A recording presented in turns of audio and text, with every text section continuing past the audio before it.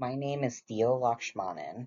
I'm a licensed social worker and health promotion program coordinator with Rush Generations. As winter approaches, many of us may be excited about the cozier indoor activities or preparing for holidays and gatherings.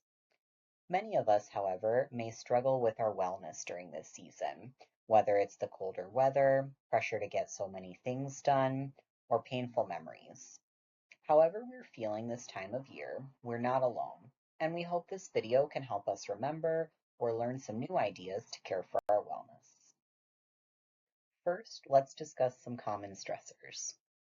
The sun is setting earlier each day, which means fewer opportunities to receive the mood-regulating hormone serotonin from the sun. The day of least sunlight is near the end of December each year. Cold can also make some chronic illness symptoms worse and make it harder to get outside and move. Less physical activity can make us restless, decrease our energy, and make sleep more difficult. The holiday season can often mean busy schedules full of activities and gatherings, which can be exciting, but sometimes overwhelming. We may be spending more time with people who might be difficult to get along with, or who we don't want to disappoint. Holidays can often come with high expectations from ourselves or others. Maybe it's pressure to cook a fancy meal, or give the perfect gift, or decorate our home to look a certain way. For some of us, it can be overwhelming to see holiday imagery that does not align with our religious or spiritual beliefs, or makes us think we need to celebrate a certain way. For many of us, this is a time of more tradition and time spent with loved ones.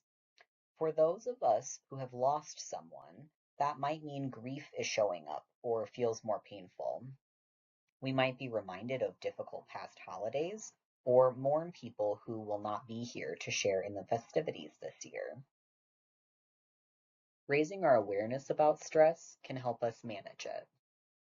It's also important to remember that stress is not always bad. It's our body's natural response to changes or challenges, to keep us safe and do what's needed to get through a situation. What can be harmful, though, is when our bodies are in that stress state for too long or too often, and we don't get a chance to relax. This season can bring more possibilities to expose us to stress, whether changes to our daily routine or challenges with self-care. Some common signs to watch out for include tight muscles, sleep issues, digestive or bladder issues, and increased drug or alcohol use. Our minds may be more cluttered with distracting or racing thoughts, and we might have more difficulty concentrating or remembering things.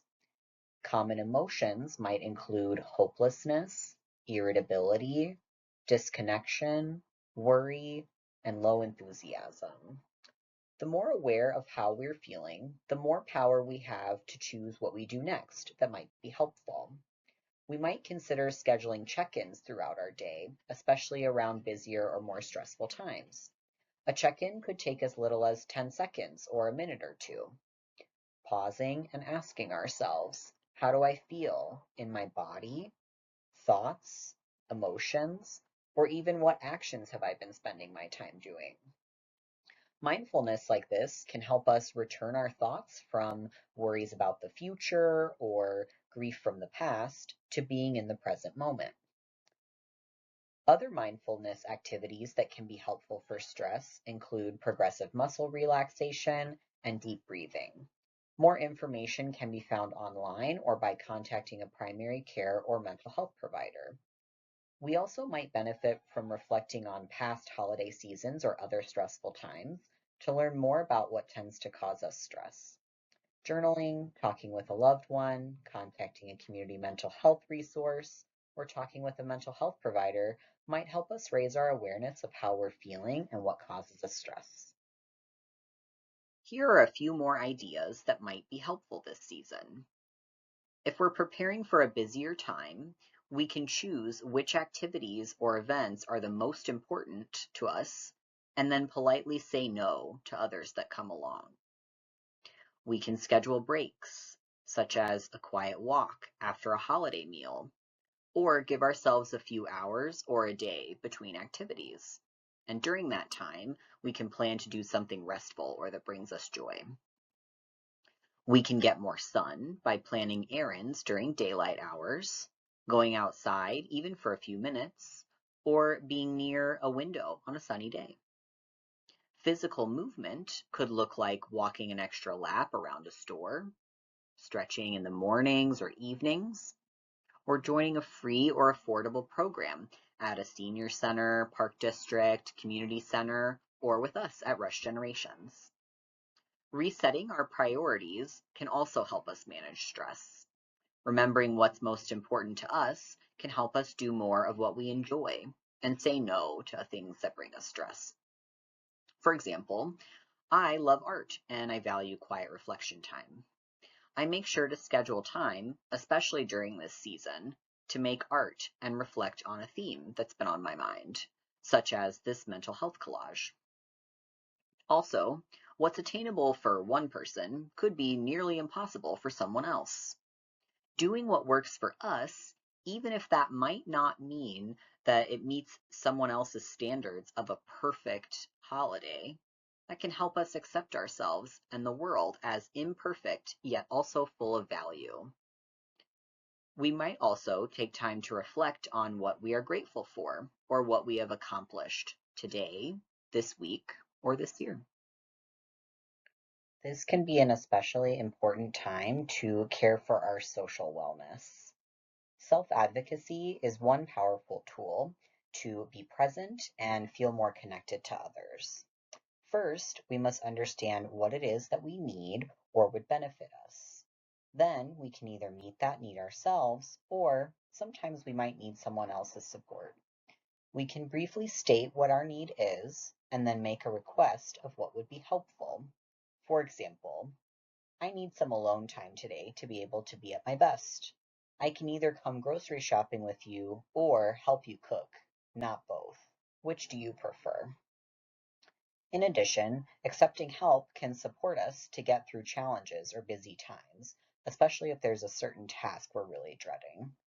Finally, the more we listen and offer kindness to others, the more we may feel fulfilled in our relationships and hopefully even receive more listening and kindness for ourselves. I'll be sharing several resources here on the next slides. Please pause the video to take a photo or write down any resources that you may like to contact or share with someone. Or you can contact Rush Generations to receive an electronic copy of resources. First, here is a list of hotlines that anyone can contact 24 hours a day, 365 days a year. And here is a list of helplines. I'll highlight Rush Social Care at the bottom.